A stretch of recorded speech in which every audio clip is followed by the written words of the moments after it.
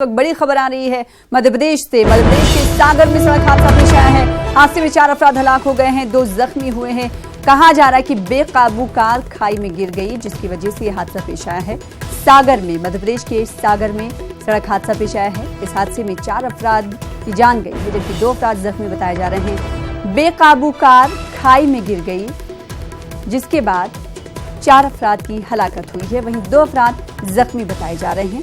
जख्मी अफराद को एम्बुलेंस ले जाने की तैयारी भी की गई। तस्वीरों में आप देख सकते हैं, रेस्क्यू किया गया।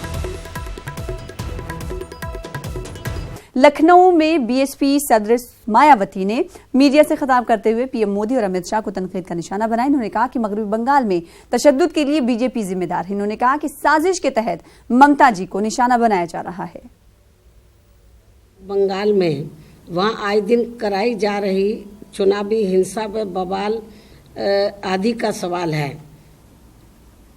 तो वहाँ ऐसा साफ तौर से ये लगता है कि पीएम श्री नरेंद्र मोदी व इनके चेले श्री अमित शाह के नेतृत्व में उनकी पूरी पार्टी व सरकार ने वहाँ एक सोची समझी रणनीति के तहत ही ममता बनर्जी की सरकार को काफ़ी लंबे से टारगेट किया हुआ है।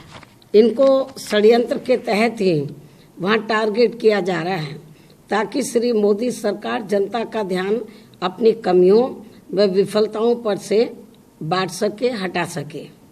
इतना ही नहीं, बल्कि अब तो वहाँ ये दोनों गुरु व चेले जिस प्रकार से हाथ धोकर ममता बनर्जी व उनकी पार्टी के पीछे पड़े हैं, तो वह एक खतरनाक प्रवृत्ति की ही है, जो कतई भी उचित व न्याय संगत नहीं है।